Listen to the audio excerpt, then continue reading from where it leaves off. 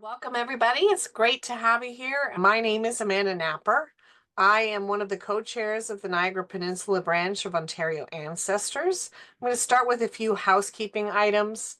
First, there's not going to be a May webinar at this point, but you can join us on June 20th when Sarah Nixon from the Brown Homestead joins us to talk about the property's past, present, and future. You can register for that webinar on our website at niagara.ogs.on.ca. Membership, it's always membership season. We all appreciate your support. We'd love for you to support the Niagara branch if you can. Among the many benefits that you receive, access to special Niagara specific resources, including Bill Young, our presenter today, who is one of my favorite resources for Niagara area information. We'll give you assistance with your genealogy brick walls. We'll provide support for projects to preserve Niagara's heritage, and you'll support our ability to continue these fabulous webinars. Let me see what else I've got. If you haven't signed up for a monthly newsletter, the best way to keep tabs on our new resources, current research, and upcoming webinars, as well as regional events, go to niagara.ogs.on.ca and you'll find the form on the bottom of the page there to join us. Joining is free, and you will receive a new newsletter once a month at least, and then a webinar reminder once a month as well, with some extra information in it. Tonight, we have Bill Young, who is our branch research contact for Niagara Peninsula branch for the last 10 years, and he's been volunteering with us for 12 years. Bill is a retired elementary teacher living in the Niagara area. He has helped hundreds of families with their research in Niagara, providing a vast array of family history challenges, which has led him to explore the many varied approaches and research connections. Tonight, he's going to share some of his experiences in tracing families from Europe and the United States to Canada and family movements within Ontario and Canada. He will highlight several areas of research queries over the years, outlining valuable website links that may help you to discover more information about your own ancestors. Welcome, Bill. Thank you very much, Amanda. It's great to be able to share what I've learned through many mistakes over 10 years with the group, and I hope everybody finds a couple of links that will be new to you and help you with your research. First of all, next week is Volunteer Week in Ontario, and I thank you for your volunteerism. And for others, maybe you can figure out how you can contribute to Ontario through volunteering. So the slide that you're seeing now, as you're waiting to get in, to me has a lot of significance. The books at the back, the Chronicles of Wainfleet Township, and the one when I'm looking at it to the right is a Thorold Township book. And these are centennial books that were put out during 1967, which are a great resource for everybody to end up finding out more about the township that their ancestor was in. The book on the left, The Last Million by David Nassau, is an amazing historical account, very well cited, with hundreds, if not more, bibliography references that would lead you to more information about the displaced population in Europe after the war. The book in the front on the left is called Calabrian Tales, which is loosely based on my wife's family's genealogy.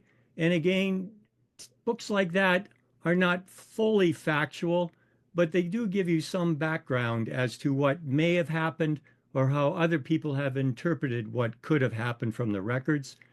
And the book on the right in the front is a book that I found for $1.50 somewhere, and it's the 1970 publication about Indigenous treaties and Indigenous viewpoints and stories that I've never heard of.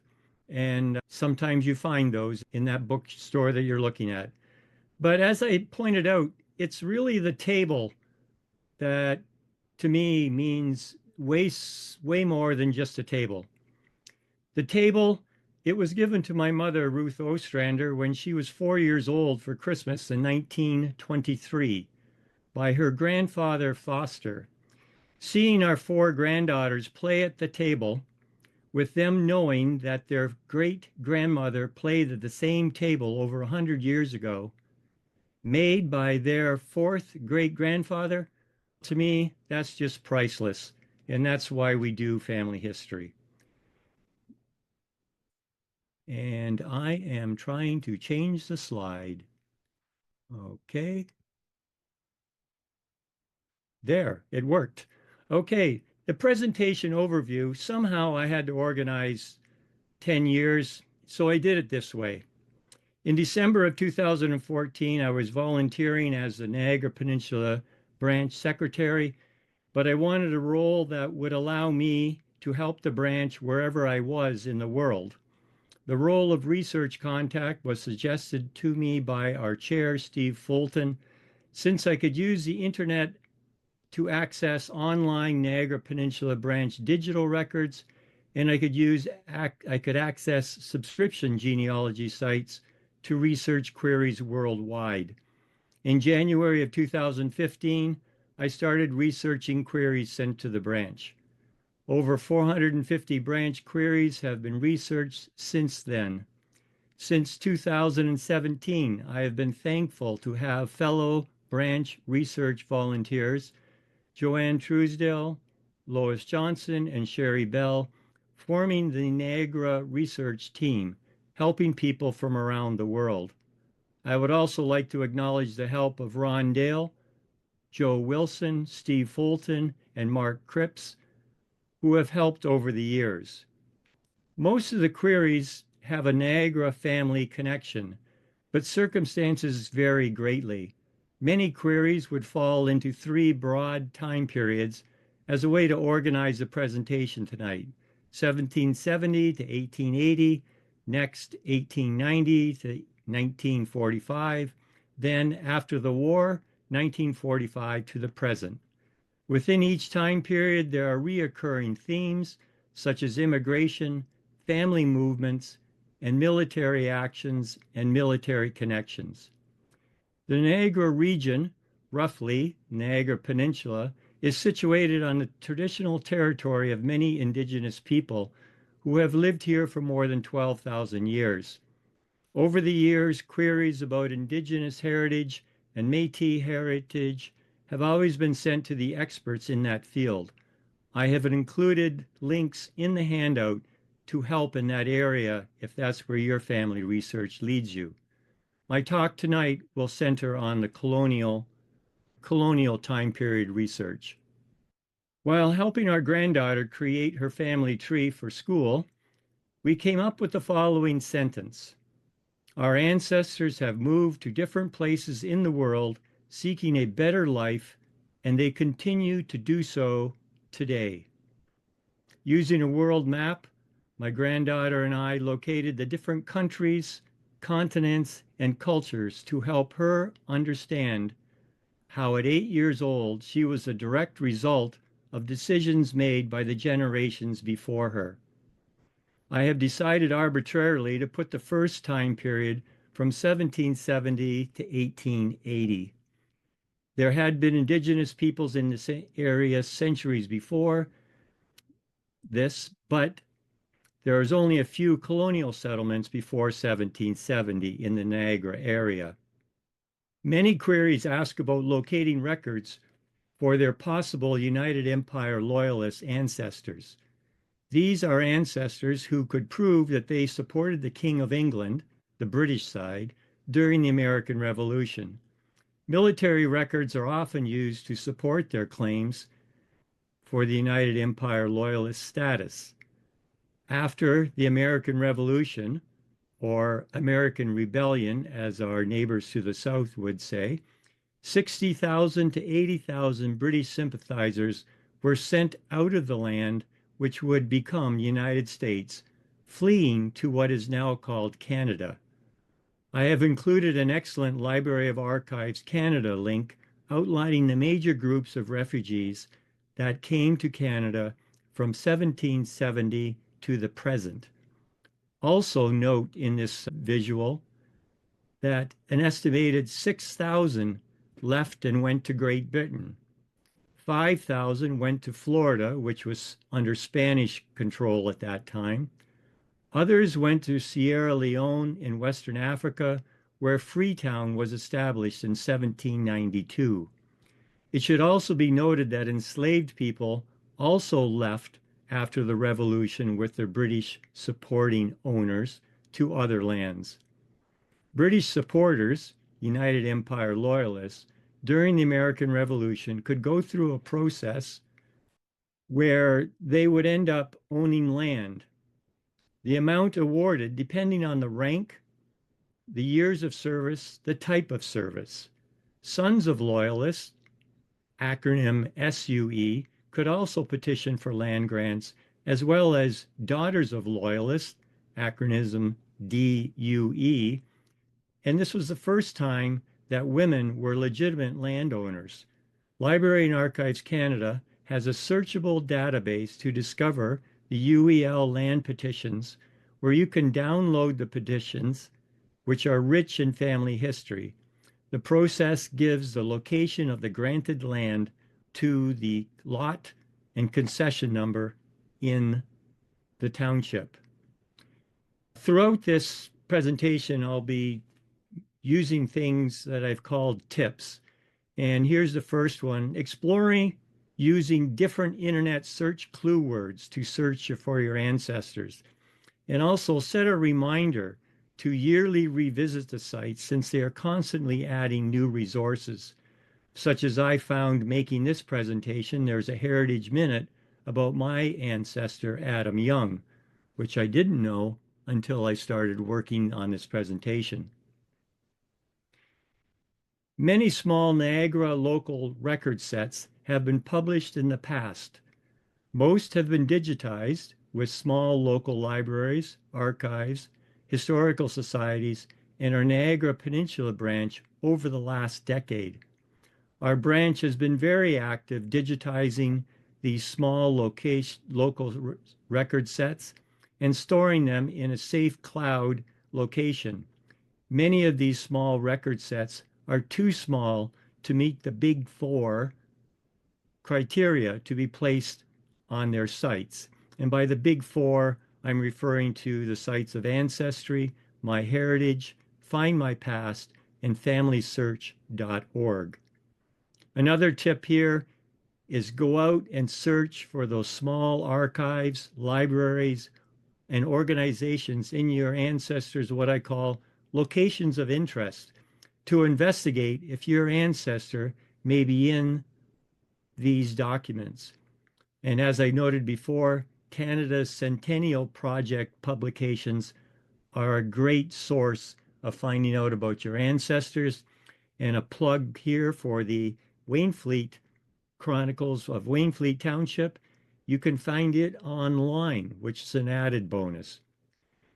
Over the years, file organization has improved as I became smarter or just became more educated in how to efficiently label your file.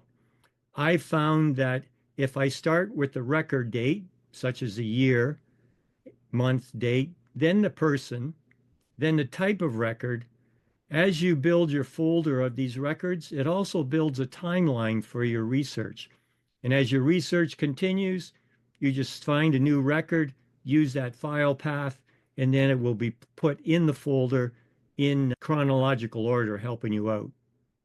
The other feature I wish I'd learned many years ago was to use the Control F or Control Command F feature to have the computer search for the surname or the location that you're looking for in the article or the book. That one can save you much time. The next slide here deals with treaties. After treaties were signed with the local indigenous people, the Crown surveyed the land and started the land registration process. I have included a link to a map of Canada that identifies which treaties cover what areas of Canada. This excellent map has been created by the Yellowhead Institution. Note that there was an original Niagara Treaty signed in 1764, which covered a larger area. This one slide gives you the example of how you press a button and voila, a drop-down description, a drop-down menu gives a description of the treaty outline, such as this one for the 1781 Niagara Purchase. Land records are another excellent way to discover your ancestors' location and to pinpoint where they live. These records can be accessed for free in most cases. FamilySearch.org land records are all free, which include the abstracts as well as memorial records. I will define what those two words mean later. Since 2018, the official on-land registry system has been available online and is now called OnLand, again free. On-land abstract records are usually free for any land parcel in Ontario, except for the last 30 years or so, where they can be purchased for about $30. All on-land images are digitally transferred to your email as you request them. Payments are also taken online through a simple process with your credit card. Another tip here is use the Government of Ontario website called How to Make a Topographical Map of Ontario.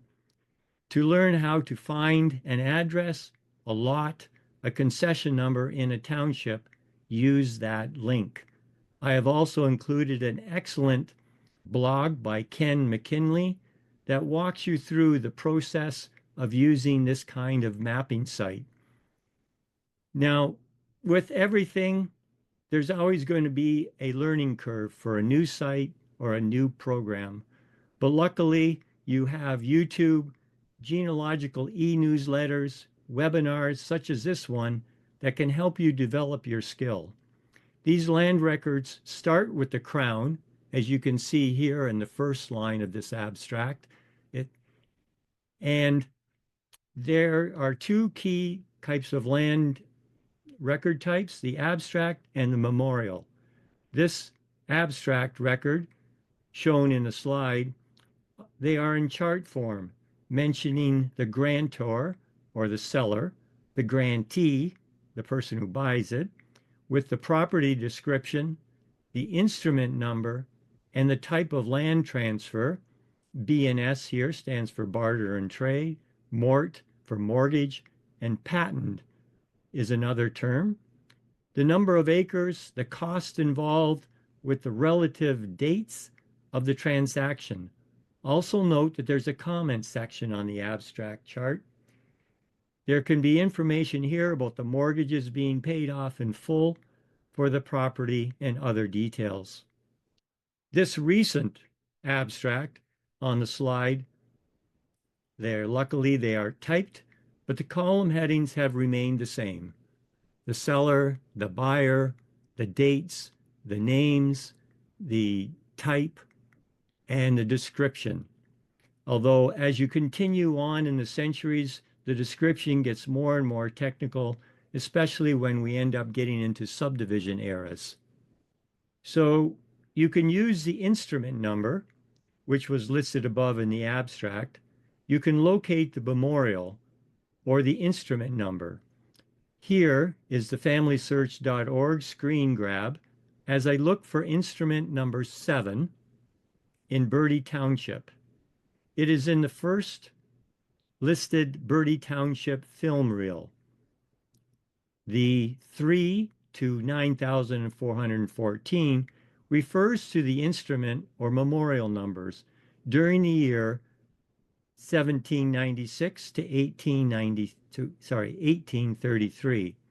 The year here should match the year in the abstract chart in the translation that you just left. A tip here, if the camera icon on the far right of this chart, called the format column, has a slash through it, It means that the reel is locked for seeing the image at home. In that case, Google search familysearch.org to locate an affiliate local library. There is probably one in your local municipality. You go to that library, ask for that affiliate library computer, and you can look up the reel in that case. The next example here is referring to what is in a memorial. The tip here I'm going to give you is always copy the ULR for any site record, such as this one that's from familysearch.org, to easily find the record on another day. I don't know how many times I thought I got all the information I needed out of the site, and then a week later I wanted to go back again. And if I saved the ULR, it was just a click away. If I didn't, I'd have to go through the whole process again of finding it. The memorials for each transcription can be traced by using the instrument number, the dates, and the names involved in the abstract. If you look at this example, all that information is in the left-hand column. The memorial describes the property in more detail and gives more information about the buyer and the seller of the property. These records are available for any property in Ontario from the Crown until today. I suggest that you start a file with all the website links that you usually use and keep adding to this file. Call it something like genealogical links. You can add letter templates in here, such as archive requests, freedom of information letters, reminders, final reports, and all the sites that you visit. Then remember to use the Control F feature to find the link that you know is in there somewhere. After 10 years, my file has grown to 30 or 40 pages, and there's no way I can search without using the Control F, which gets me to it very quickly. Another tip here is that using land records, city directories, wills, and probate records, and obituaries can usually give you unique information about who has lived at an address over time. This can be a special gift for a friend or a family member. That is, of course, after you do it for your own family, your own house, and figure out who lived in it before you. Many British soldiers who were sent to North America to defend British lands decided to stay in British North America after the American Revolution. The British military records from the Kew United Kingdom Archives in London can provide many records for these ancestors. This archives will also let you search your families in England. Again, it is free. The Library and Archives Canada also has a record set called British Military and Naval Records, index only, and a British Military and Naval Records Documents, which can help you find some rather obscure records. I found many about my fourth and fifth great grandparents who were involved with military in the Revolutionary War and the War of 1812. Here's another tip that the LAC is currently changing to a new and improved website, which has changed many of the links that worked in the past. So seek out training videos for these new research screens or blogs that'll help you find new ways to find the old links. A friend of mine, H. Grant Timms, has combined his family's UEL history with his love of mapping to create a few maps showing indigenous trails that led from what is now United States to Canada. It is difficult to imagine these UEL refugees fleeing to the new land, walking on these indigenous trails that were only a person wide. We're not talking a road here. it was just a trail. Furthermore, the British hired Hessian soldiers to support the British cause. Many of these soldiers decided to stay as well. The UEL AC free newsletter, called the Loyalist Trails, has highlighted Johann Conrad Dole's diary describing his daily life as a Hessian soldier starting in 1777, fighting for the British in the American Revolution. The link is in your handout. So if you have a Hessian soldier in your background, that's an excellent resource for you to read through to think about how your relative could have lived through that time. The American Revolution pension records for the American supporters is also a good source of information. Remember that many families had members that supported the British side, while other members of the same family supported the American side. This happened in my family. A daughter married an American supporter, while her father and her four brothers all fought for Butler's Rangers with the British. I always joke that must have created some awkward family dinners when they all got together. Another tip here is when you're exploring using your search engines, use the fields of books, maps, images, Facebook groups, YouTube materials for unique information.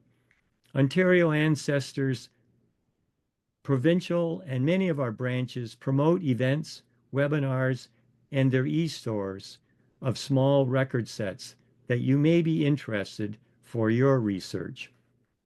This slide was taken from the Niagara Museum and Historical Society's web page section of the War of 1812 resources. The LAC documents about the War of 1812 are another treasure trove for family history. Every able-bodied male over the age of 16 to 60 was to join the militia forces. The militia was required to muster twice a year, providing muster rolls records with dates served, rank, commanding officer, and the comment column, where I found my fourth grade grandfather wounded in battle. I was very relieved that he wasn't killed in battle like some of his other military people, military unit had beside in their column. If he had been killed in battle, I wouldn't be doing this tonight. Records also exist if your ancestor was a conscientious objector, detailing their non-combatant role to support Canada, or a list of their fine paid in lieu of service. If your ancestor was part of a flank company, they were required to serve longer periods of service, and after the war, they were entitled to military land grants. Wilford R. Laubers, an index of the land claim certificates of Upper Canada militiamen who served in the War of 1812 to 1814, his book details the flank company's soldiers and the records that reference to discover more about the land granting process. Fred Blair has an excellent blog about researching these land grants. Again, the links are provided in the handout. Citizens who suffered property losses during the War of 1812 were able to make war losses claims, providing more records for family research. For example, here is Peter Young's Essex property was damaged by the occupying American forces. War losses claim number 1128 states that Peter Young of Colchester in Essex County had his dwelling and stable burnt by Captain Bell and a party of his American light troops. The claim also states that they stole his sword, belt, fusil, which is a kind of gun, sword, and his horse. One might assume that since they stole his horse, that somebody must have been living in the house. I can only assume it was his wife and young children while he was out fighting for the British cause. which is probably why they burnt down his place. The government did not have funds to fully reimburse the citizens, and Peter's claim eventually was settled for cents on the dollar in 1840. The Veterans of the War of 1812 Gradeside Marker Program is another excellent resource of information about the veterans. Currently, there are hundreds of veterans who have been recognized in the last 15 years. Each veteran has a full biography of their life and military service. Here is a much younger me and my much younger 11-year-old granddaughter as we were part of a ceremony unveiling Peter Young's veteran grave marker. The Erie Barge Canal made the journey from New York to Buffalo in about 10 days when it was opened in 1825. Over the decades, the number of days decreased, and many used this route to get to Canada. During the 1830s to 1870s, many other British families came to settle in Canada. The Irish potato famine period from 1845 to 1852 marked the high water mark of the Irish migration to British North America. In 1847 alone, at least 110,000 Irish left Irish and British ports for Quebec, 90,000 settling there, to St. John's, 17,000, and Halifax, 2,000 people. As another example, many Polish immigrants fled Eastern Europe during this time as well. The Canadian census records started in 1825, but there are only very few records at that time. Regular census records, taken every 10 years, started in 1851, with the last publicly available census is available to you in 1931.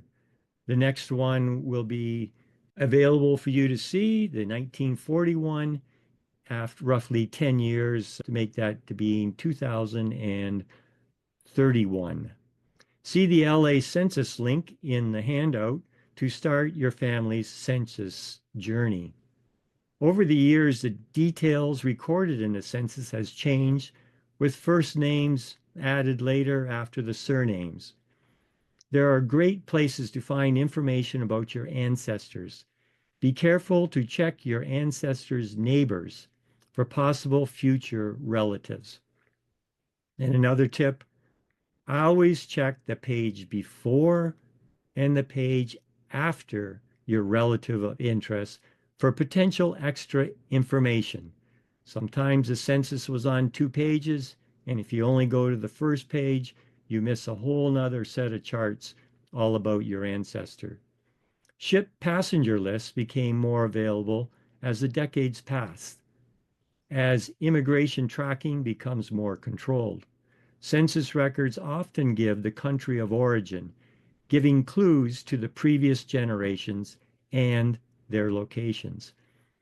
Another tip that you should think about is researching the political, economic, the diseases, and the religious issues of your ancestors' previous countries. They may give you clues as to why the ancestors left their birth countries to improve conditions for their family. And remember, there was always those people who just wanted to be adventure seeker and strike out for something new. Think of Christopher Columbus. Now, the next section that I'm going to be talking about, which I arbitrarily said 1880 to 1945 period, continues with again mainly European immigration coming to Canada. Europeans continue to come over these decades. More records have been kept for this period, and slowly more are becoming available online. The Canadian immigration ports of Quebec, St. John's, and Montreal saw a large flow of people flowing west to the open new lands for farming, forestry, and mining.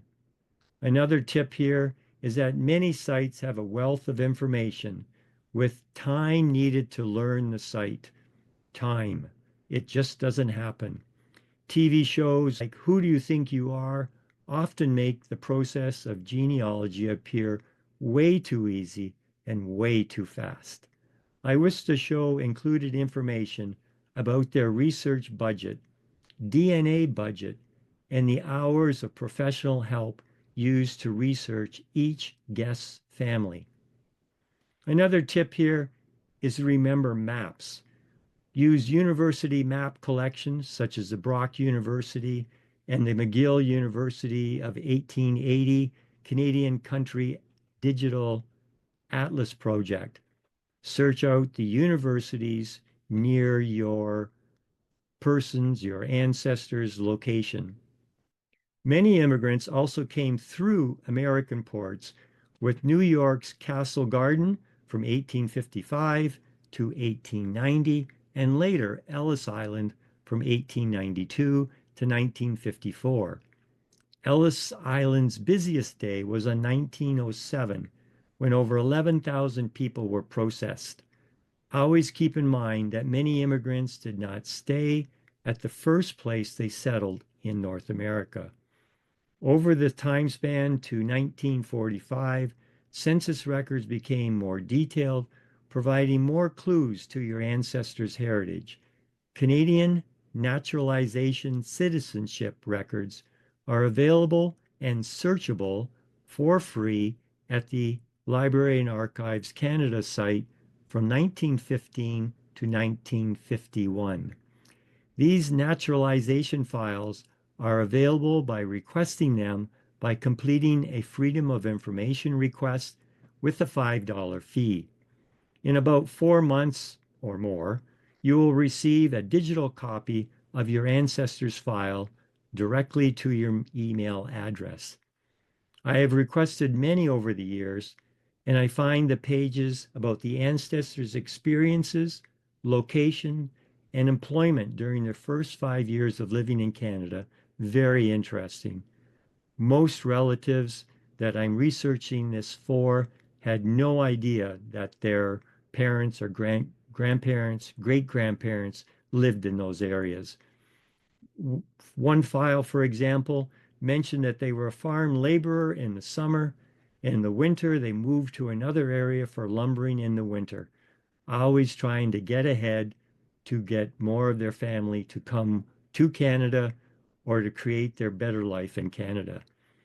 For those of you that are apprehensive about writing a Freedom of Information letter, the LAC has a link which I've included called Writing a Freedom of Information Letter, and it's in the handout.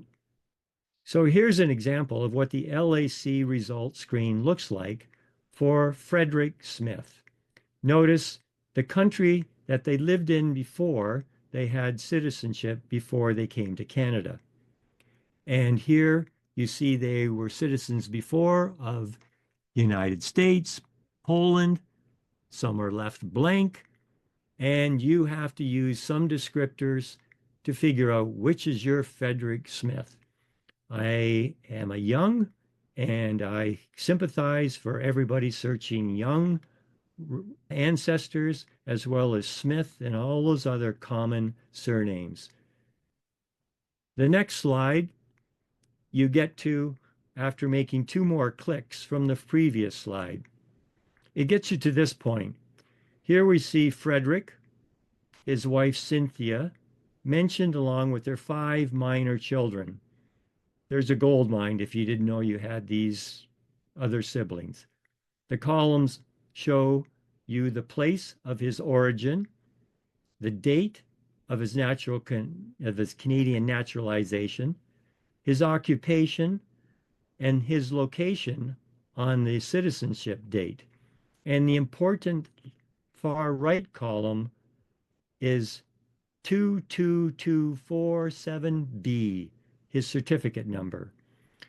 Frederick's certificate number has B, meaning that he was an adult alien with minor children, while Frank Smith, the first name in the screen grab, has code A, meaning adult alien.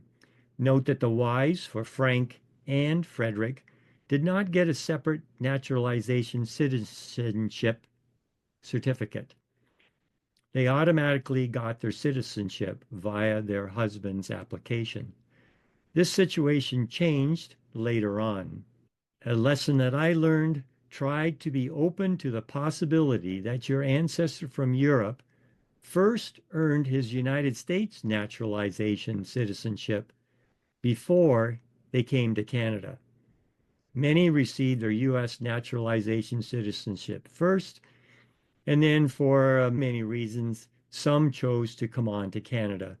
This happened during my research because I didn't think a great grandfather who came from Italy first became an American citizen. I only learned this by getting his Canadian naturalized citizenship file that sent me back to the U.S. records. Many people were enticed to come to Canada and had to start off in these remote areas of northern Ontario or western Canada as defined by their immigration requirements. Some stayed in these locations while others left and re-established themselves in the more built-up areas of the East. Also be aware that people did move around a lot during this time frame. Here's an ad showing what Ontario farmers did. Many went west for a few weeks to help with the wheat harvesting, earning quick cash before returning to rural Ontario to their family and farm. Remember that this was in an age when the harvesting was all done by hand and the massive combines were still decades away. Always be open for surprises and keep your mind open that yes, your person from Wainfleet could have ended up in the Wainfleet, which is in the Niagara area, could be in the Lethbridge, Alberta newspaper. So here's a tip: newspaper of the area and the times. Kenneth R. Mark's Ancestor Hunters site has free newspaper collections from Canada and the United States that he's adding to constantly, while the newspapers.com is a paid subscription service. Newspapers used to have social columns where locals would publicly share names of visitors to their homes or announcements about family news, family milestones. In this case, I was researching somebody in Wainfleet, William Pye.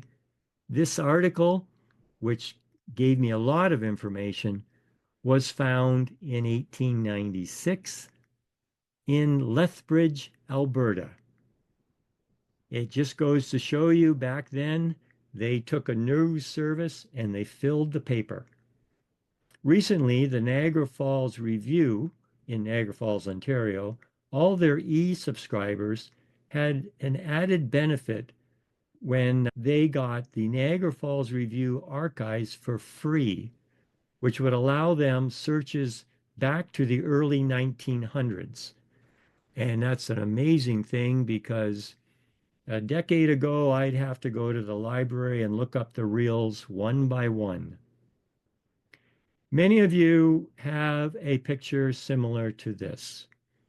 Somebody with a military uniform on.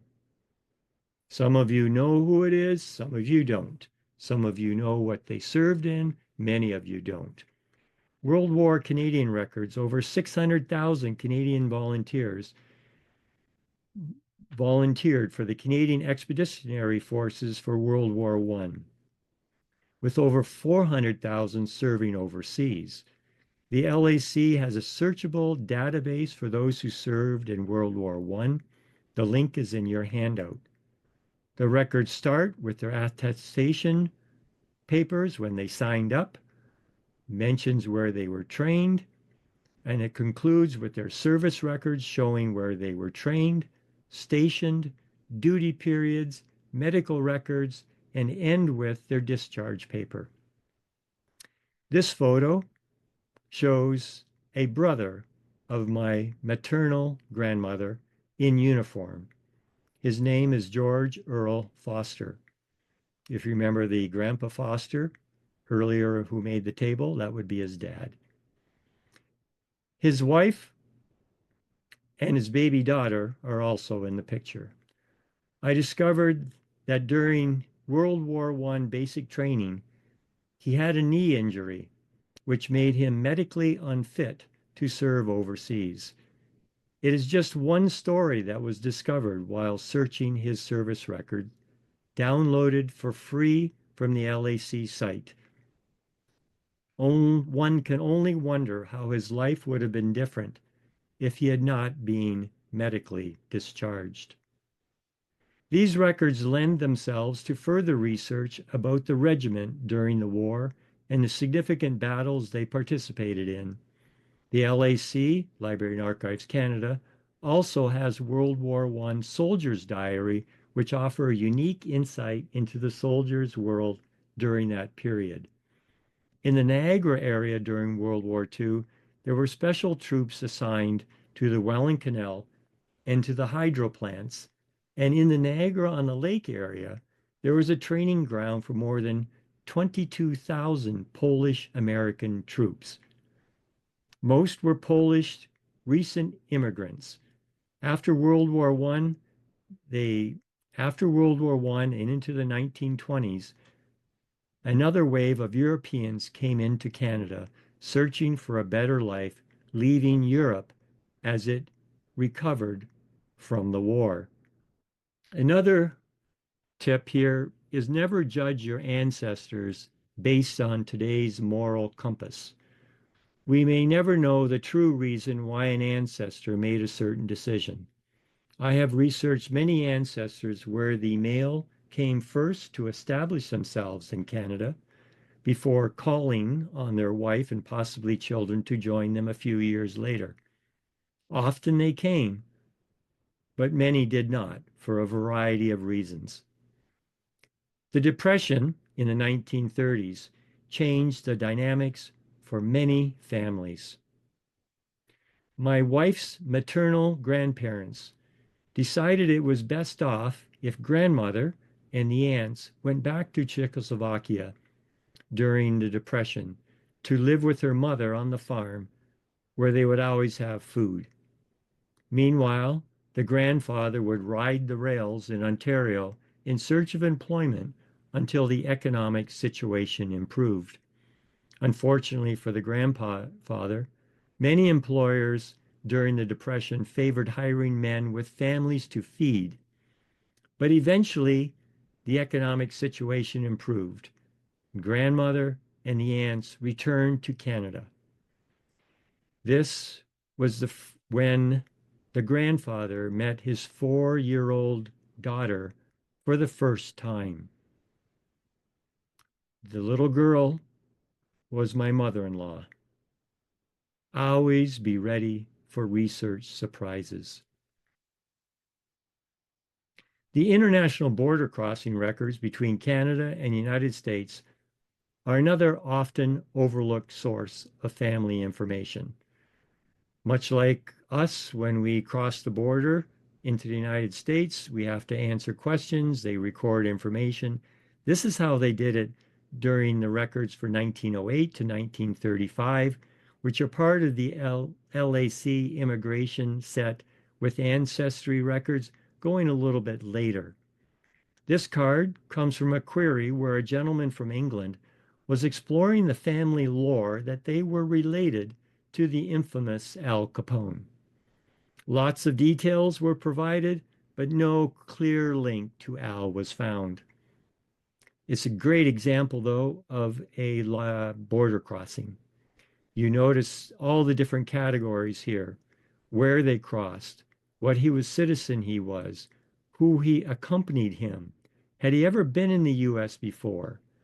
The address where you came, in this case, we get the parents' names, the destination address, who are you going to see? Note at the bottom it says Seaport of Landing, date and name of steamship. You may get really lucky here with that section and it has all the information that you need. Or it just might say SS unknown, as it did for one of my queries.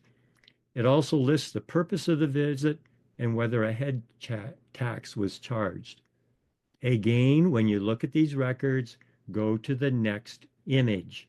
This is the back of the card. The back of the card has more information, such as the husband's place and date of birth. We find out that he has an honorable discharge from the U.S. Navy. It gives marriage details, a medical certificate number, date of birth, lots of information to follow up for more records. Also note the abbreviated form has many words to it. So again, look for the Family Search Wiki page on this. That'll give you more information. There are many different kinds of immigration records over the decades. Here's another example. Usually they give the name, the age, the birthplace that the person was born at, their destination. Here it uses the words objective to come to Canada. In this case, he was going to buy land for a farm. Talks about how much money they had with them, $2,100. That's about 24,000 today. Another tip, use the inflation calculator link used in the handout. Click ahead for the next image. The backside mentions he had a position as an assistant mill superintendent with the Thurston Flavel Company in Port Moody, BC. No, I couldn't read this, but the friends at Google search gave me the correct transcription with a few clicks. Use Google to try to figure out what those words are saying. And the tip, as I mentioned, always look before and after the record that has your ancestor on for other records. And sometimes they're in alphabetical order. You may get the wife or a child or the parent.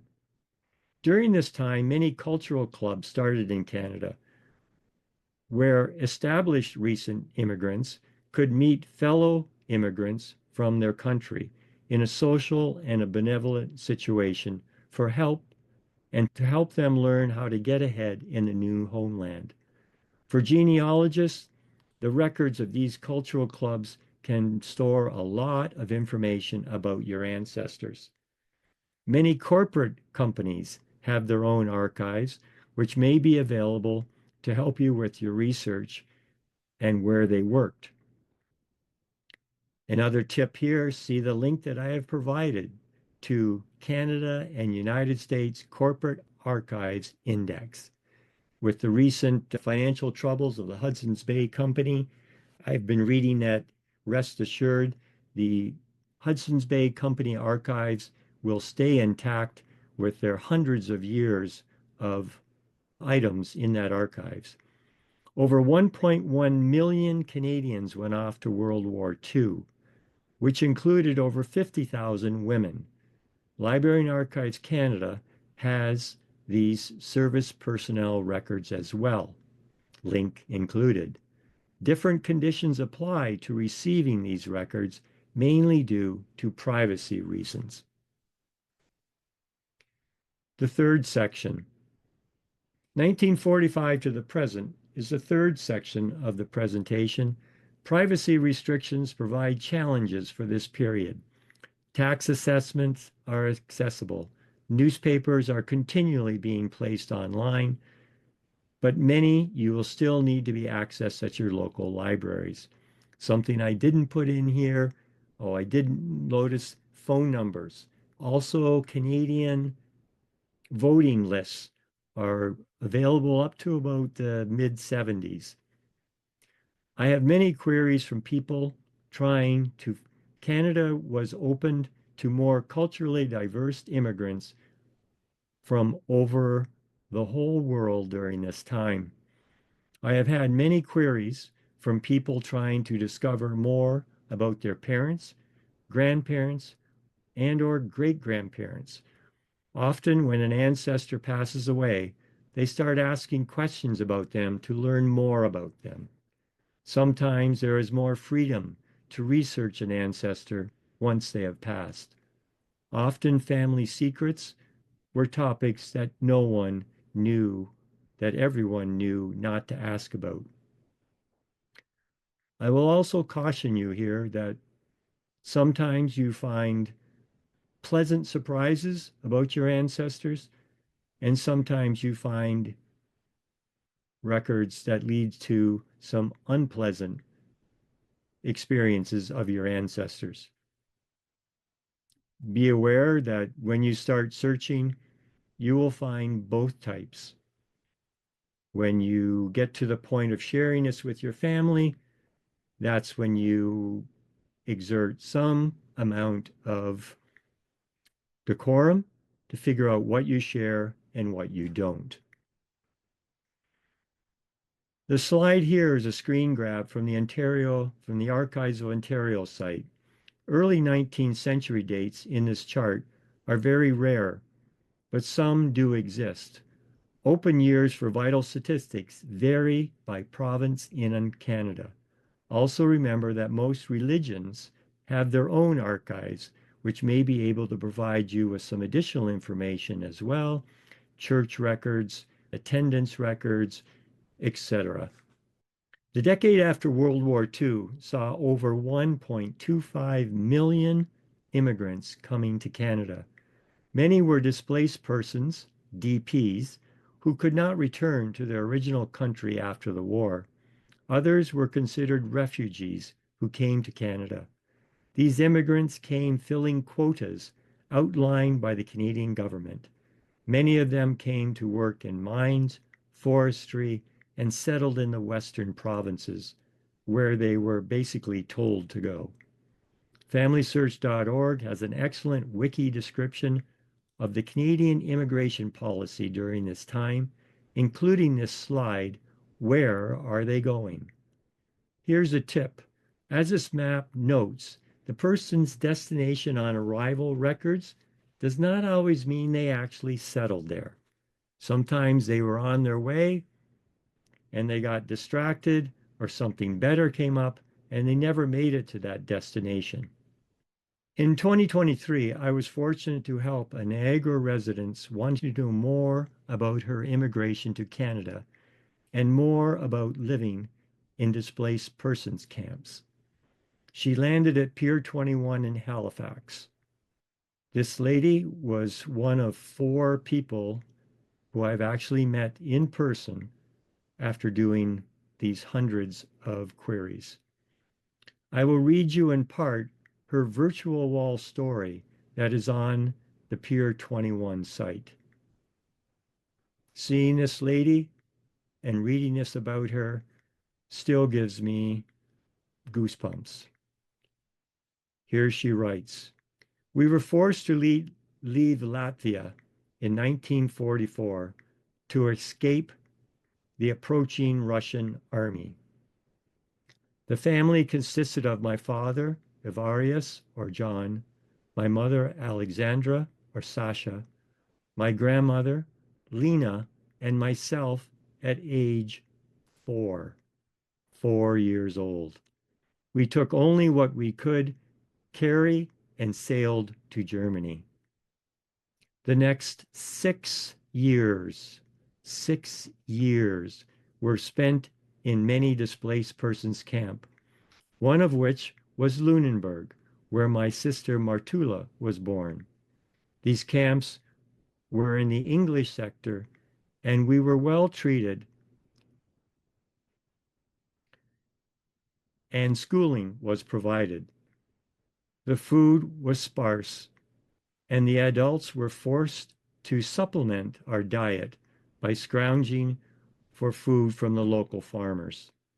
Sometimes it was without consent of the farmers, but hunger is a powerful incentive." The rest of her story is on the site. If you're lucky, use the link that I have to the wall, and there are over 5,000 such stories on Pier 21. Check to see if your ancestor's story is there. Learn more about this part of history. I read a book called David Nassau's called The Last Million, written in 2020, about the last million of the over 5 million people in Europe who were displaced by World War II. Over 123,000 of the last million came to Pier 21 in Halifax. I was fortunate to be able to visit the Kew National Archives in London, England, to learn more about the movement of people in the displaced persons camps and the immigration schemes, as they were called then, by reading original documents between Canadian, British, and American governments. Reading documents that were stamped top secret, not to be open to the public until 1980s, was a moving experience. It gave me a different perspective when I hear about today's refugees and immigration policies, especially what's happened within the last 6 months to a year. Another tip, read the references and the bibliographies of publications for further topics about your ancestors. Access academic sites for online theses, articles about related topics. Again, I have included a link to search for those. The Aristotelan Archives, the International Center for Nazi Persecution, contains a wealth of information during and after the war. This archives took over the records of the International Tracking Center, originally created to find relatives in post-war torn Europe. The archives continue to find and place more records online so researchers can use their free online searchable database. Again, keep checking the database periodically to find new records recently placed on the site. The collection also has the registration cards for all of the displaced person camps registrants in Europe after the war, and ancestors' records can be traced in the camps until they came to elsewhere in the world. They offer a free research service. I was lucky enough to use this service to help the lady above from Latvia. After the 1960s, immigration came from a great number of countries to avoid political and religious persecution. In 1970s, the largest reception of resettlement of refugees began with close to 130,000 Indo-Chinese refugees, including some 60,000 in 1979-80 alone, arriving from Vietnam, Cambodia, and Laos. In 2018, Canada received over 300,000 immigrants, with the top 10 countries of origin being India, the Philippines, China, Syria, the United States, Pakistan, France, Eritrea, and the United Kingdom and its overseas territories. Finding information during this era provides many challenges. High school yearbooks might be able to help your research. Our branch has digitized yearbooks for Pelham District High, Niagara District, Welland High, A.N. Meyer, and Stamford High. They are available on our members only section of our website. Check your local libraries in your area for similar yearbook discoveries. Often sites such as Find a Grave and Canadian Headstones can provide recent information. Often local municipality cemeteries have online databases which may be able to help your search. Internet search engines may be able to connect you with the digital footprint left by your ancestor of interest. Another tip here, be prepared for the unexpected. A quick story here. We were researching a man in the 1920s and discovered he had multiple marriages. And this was before the idea of internet record databanks. So he basically, after a few years of marriage, left, went somewhere else, and got married again. Another query I researched was for a Niagara Falls man, where I searched a local newspaper for an obituary based on the headstone's death date. No obituary was found near that date. A newspaper subscription search site located the person 500 kilometers away from Niagara Falls. The first article mentioned how the person and two friends died in a fishing accident, but only two bodies were found. 2 months later, the body of the person I was researching was found. Then I quickly found his obituary in the Niagara Falls newspaper during the week after his body had been found. Over the years, I have helped people learn more about their parents and grandparents, and as I mentioned before, our team uncovered many surprises while conducting our research. You must be prepared for the pleasant and the unpleasant surprises that are held in the records. I have helped hundreds of people from around the world with their research, but I've only met 4 of them in person.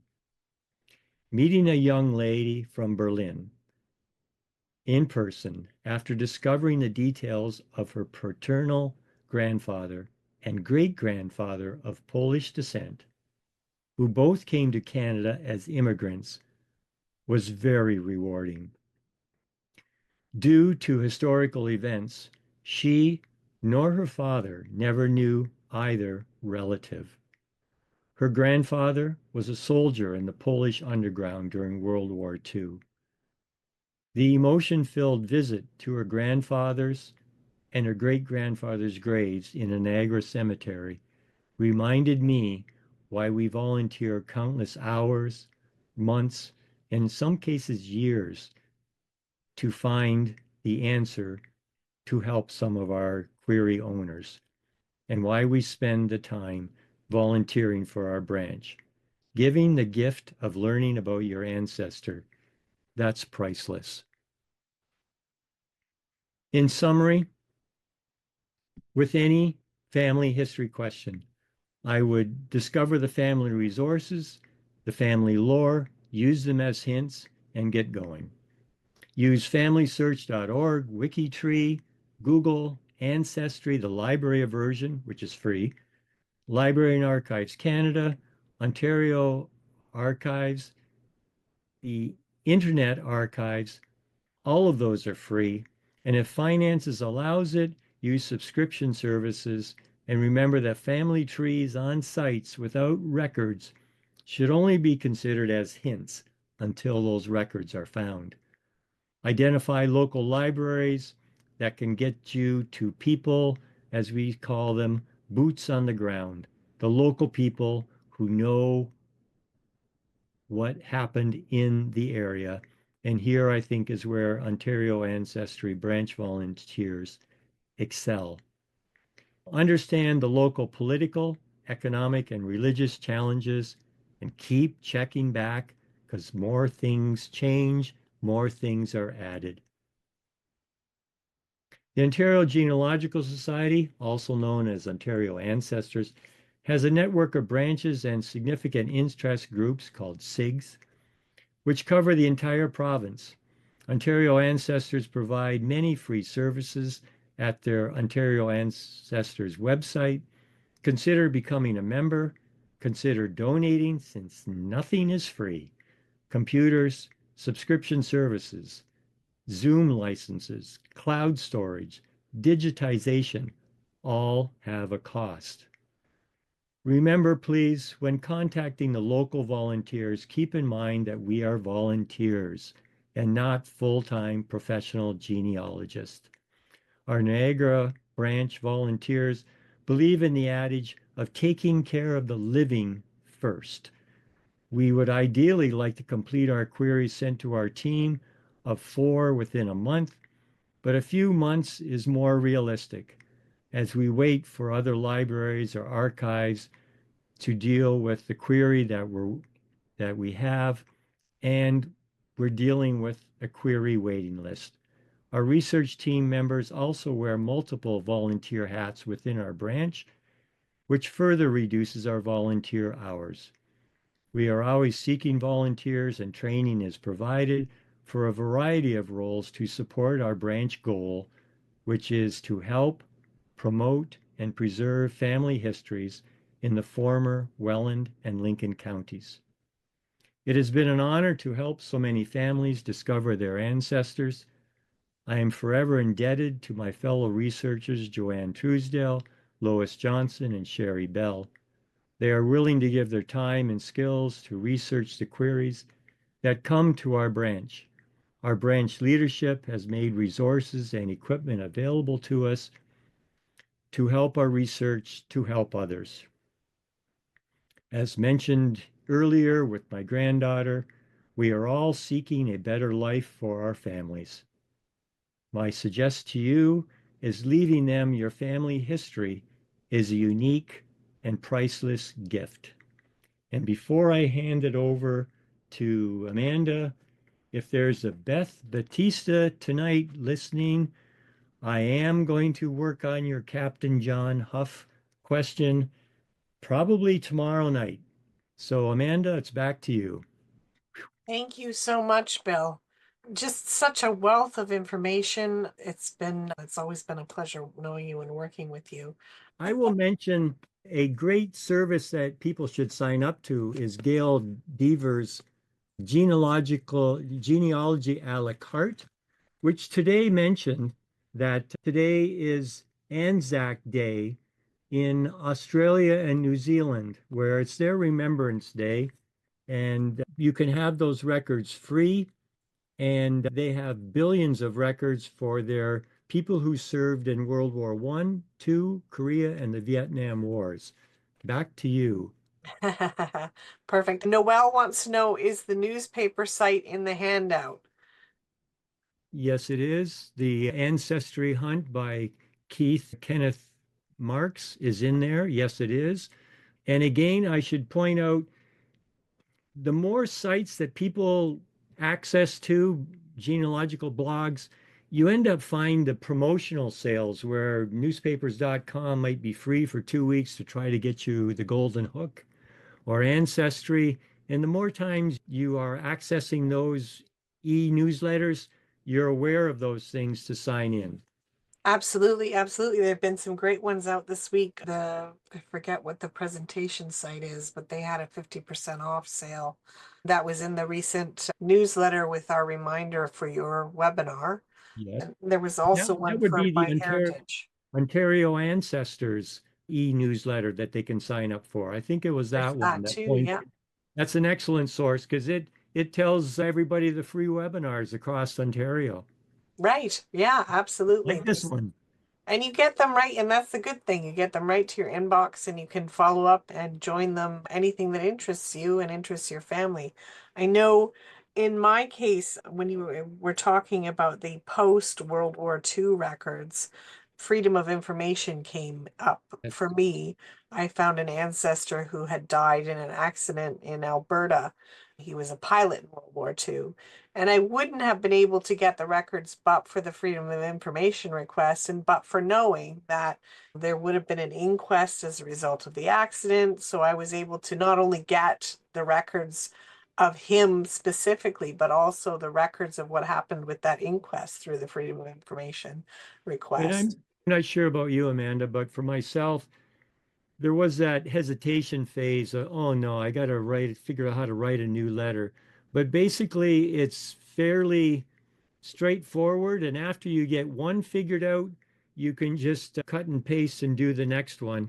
And if there are people out there that are going, yeah, okay, it sounds easy, why don't you share one? If they email me or whatever, I will share one and take out people's names and just put name blank and blah, blah, blank and go at it from that way, and then they can fill it out. But the LAC ATIP hints does a pretty good job of saying what you have to have in it. Yeah, yeah, they're very good about that. And if you have trouble now too, if you watched our last webinar with Rhonda Hoffman, you can use AI to create that letter as well. Tell the AI that you're filing an ATIP request, give it the information that you have and what you're looking for, and it will help you to create that letter too. And the key number usually is if they have been dead for 20 years, it makes it a whole lot easier. Yeah, absolutely. And if you can prove that they're dead as well, which sometimes is Obituary, difficult. headstone picture, go Yep, from there. yep, for sure. And that's the nice thing too about people who have were in World War II and have died since World War II, if they've been dead for more than 20 years, even though their records are not available online, you can request them.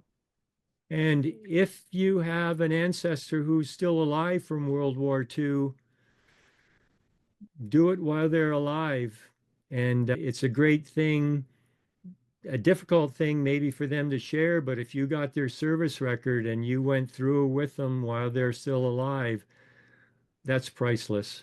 Yeah, in that case, they would have to sign off on their request before you could send it in because of privacy reasons. Yeah, But well, yes, I absolutely. think they can request their They can own. request their own records. Yeah. Yeah, if they're still alive. Yeah, absolutely. Okay. So what do you think, Bill, I'm going to put you on the spot here, has been the most like the one that you write home about? What was the request that it was a big win for you?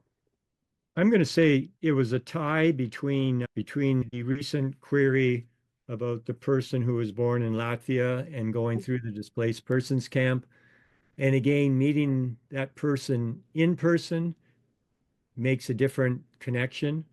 The young girl from Berlin, I emailed with her probably 2 years, and the part that makes it completely touching for me is that her father believed that she was going to find his dad, which he never knew because of circumstances of the war.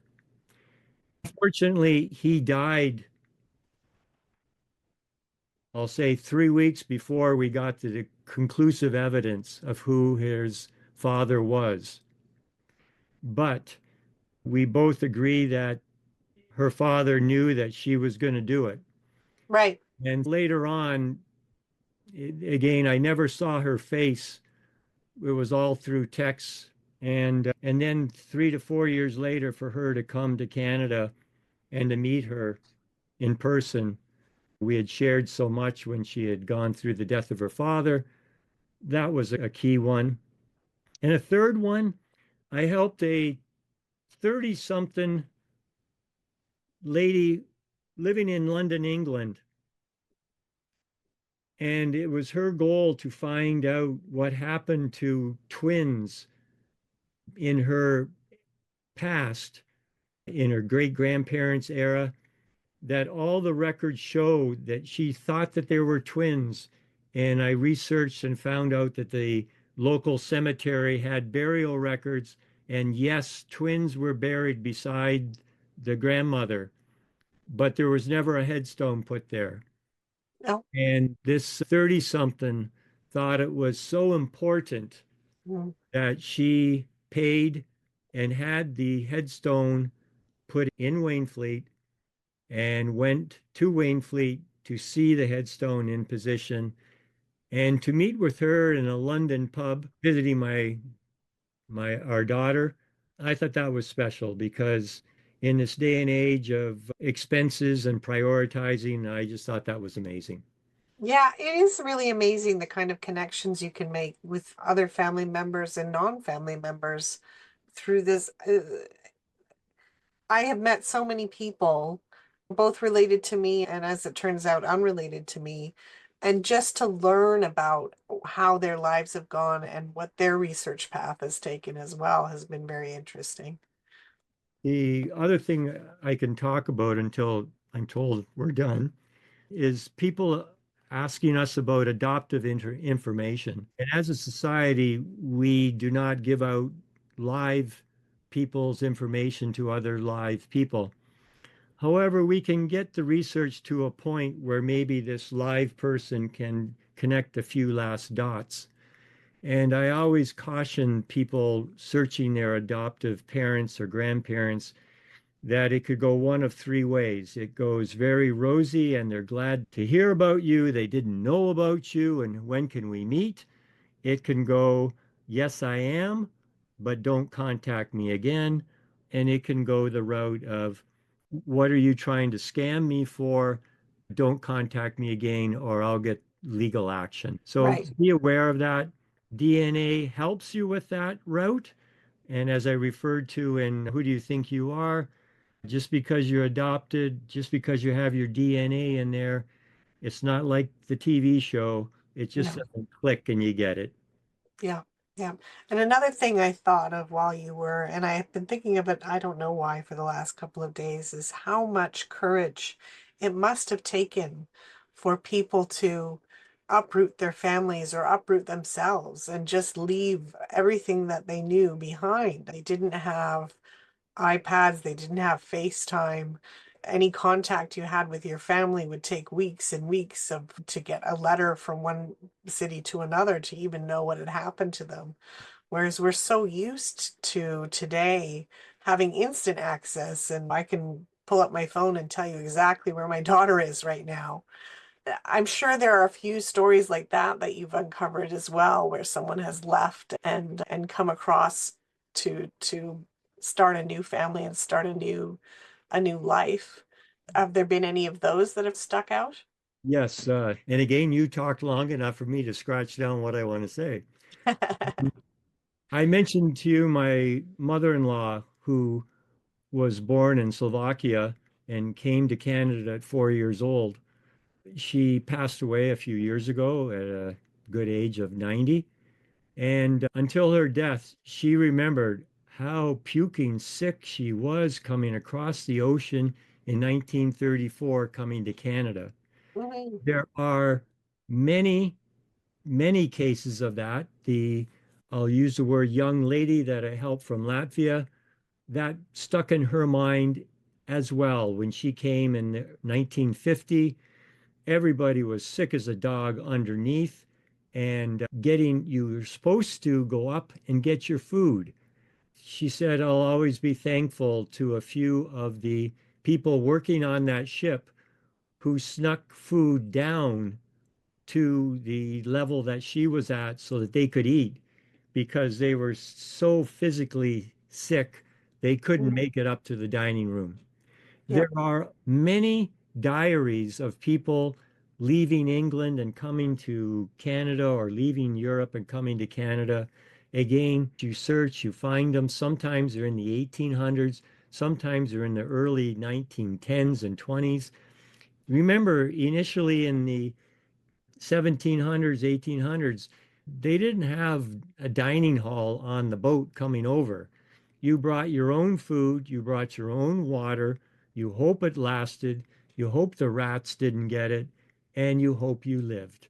1709, of the 600 that left a ship from England to go to what is now New York City, which my relative JUNG was on, of the 600, or sorry, 300 that started, only like 120 got to the New World. The rest of them died. You talked about meeting relatives. I'm doing a lot of research on my wife's great grandfather who was born in 1774. In the by At the age of 16 or so, he comes to New York City or Boston area in the 1890s. Again, leaving, coming. I don't know how he paid for that passage. He got here within 5 or 6 years. He became a naturalized U.S. citizen. Somehow he called for his wife or girlfriend to come from Italy to join him. And usually, what happened in that case was they had a marriage in Italy first, because you didn't want your young daughter to go to the New World without being married for public concerns. Yeah. He, she gets to New York, and in 1889 they get married. I have that record in Hudson, New York. They have a couple of children, and by 1903, they're in Niagara Falls, Ontario. And he buys the lot and starts a house. And you just go, how did he afford all that? But how do you build from nothing? But Yeah. as some recent articles, people did without. They didn't have the new cell phone. They didn't have the new car. They walked. Anyhow, I'll be quiet so you can go on. I'm just, I think, going to end the webinar by thanking you very much for everything that you do for us. I mean, with volunteer coming week coming up, you're certainly one of our favorite volunteers here, and I'm sure that's true of everybody who's listening. I did want to mention that we're going to be at the Seaway Mall on May 10th again. We've had a few fantastic breakthroughs in the past couple of weeks. We had someone come with a Nobel Prize winning member of their family, and she was looking to confirm. And we were able to provide her with a photo within minutes, pretty much, of her asking the question, which was pretty cool. And And as well, to interrupt, there was yep, an Eric that was at one of those meetings a month ago, a new okay. person, and he ended up joining on tonight. Oh, good. He mentioned to me that he signed up. Okay. Perfect. And as well, we're going to do another. We did a Niagara Help Desk last month. It went very well. We got everybody to put their cameras on and ask our research team the questions that they wanted to ask, and they did. And that went very well. So we'll be putting another one on in June. I don't have the date in front of me, but watch for our newsletter. And if you haven't signed up again, here's the plug, niagara.ogs.on.ca, and it's at the bottom of the page. One more thing before you go, Bill. Dorothy Clark has asked, where would one find the records mentioned early in your talk as small records or Niagara record sets? Okay, you go on Niagara OGS website, and there you can get into the e-store, and the e-store will have all of those small records listed and what you can purchase them for. And there's also bundles of cemeteries. If you don't know what particular cemetery your ancestor is buried in, but it's probably Waynfleet, then I think there's a bundled situation. You can use that. So it's Niagara at ogs.on.ca. Yep, same website. Yep, Got it. yep. And then there's also a number of records, Dorothy, behind our members wall. So if you're a member, you can search through our records that are hidden to the general public but available to our members. All right, Bill, I'm going to let you go, and hopefully we'll see you again when we redo or when we do our Niagara Help Desk in June. And thank you to everybody for joining us tonight. It was lovely to have you here. And Amanda, thank you for your leadership and training a webinar newbie like me, not being too scared for the whole thing. Have a good volunteer week. Yes, you too. Thanks All a right. lot, Bill. Bye-bye. Bye.